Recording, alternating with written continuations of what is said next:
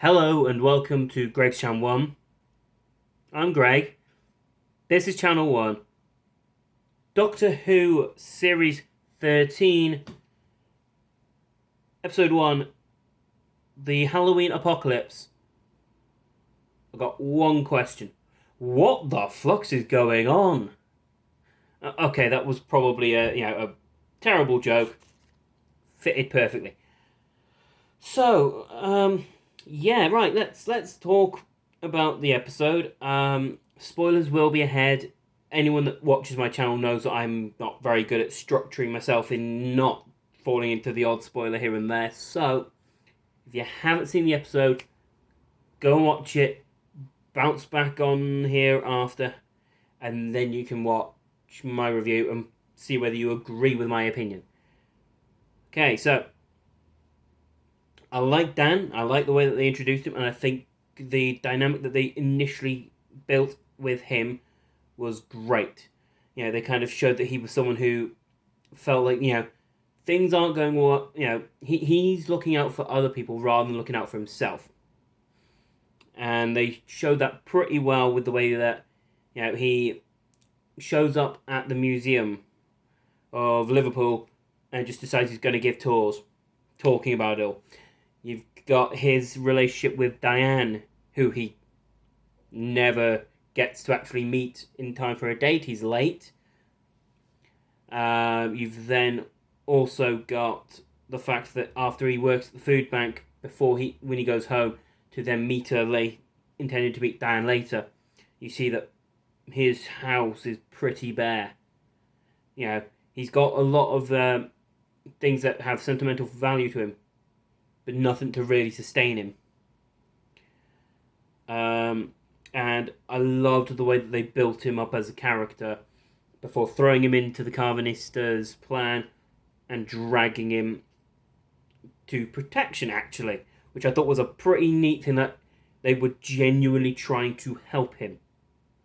I thought that was brilliant.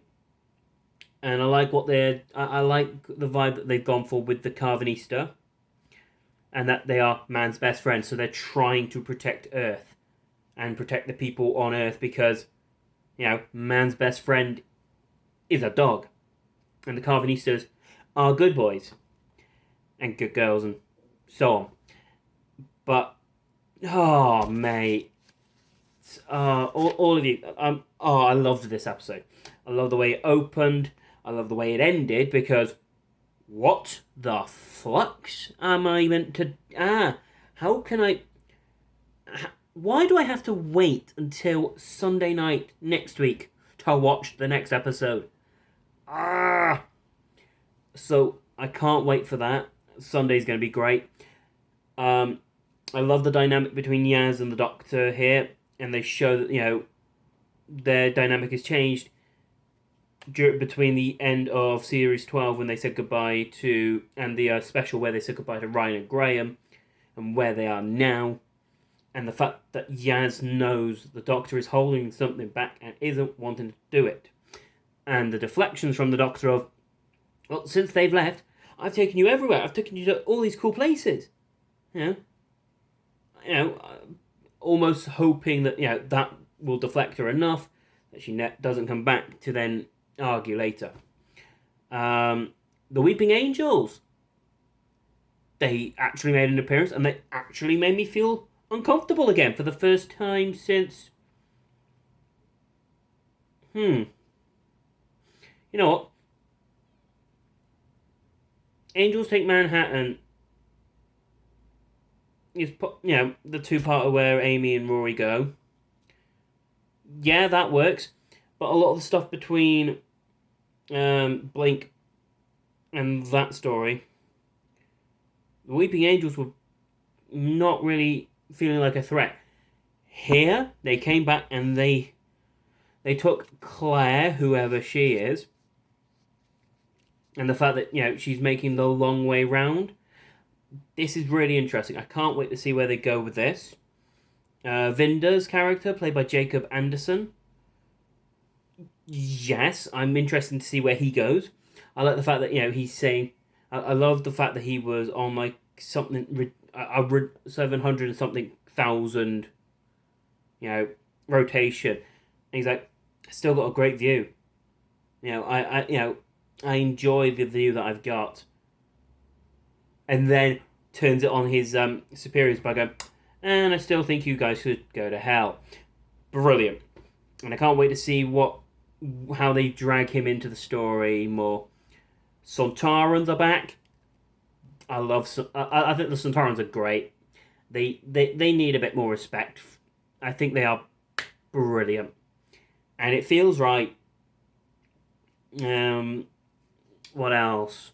The Flux. That whole shebang thingy. Ooh. Yeah. Okay. You have my attention. I can't wait to see where this goes next. And I cannot wait to see what happens. Because it looks like the TARDIS is dying, maybe. Which, terrifying concept. Like the TARDIS that the Doctor travels with, that changes every time to fit the person that's going to be flying the ship. It looked like it was dying. Like it was. Oh, ha. Did I say that I like the Carvanistas already? The Swarm bloke and the lady, played by Rashinda Sandal. Oh, mates, they, yeah, really excited for it. Huh. Right. What else can so much happened. It was amazing, and I love the ending where the Doctor's like, okay, I've got a last resort that might work. Take TARDIS energy. And the Flux just eats it, and it's just like, this could be a problem. And I can't wait to see where this goes next. I'm still trying to process everything else this episode was very good. So, if you haven't, let me know what you think is going to come next week in the next episode. And, have a lovely week, guys. And I'll see you back next week, ready for Doctor Who, Flux, Episode 2, The War of the Sontarans. The Sontarans are back. Anyway, catch you next time. Or in another time.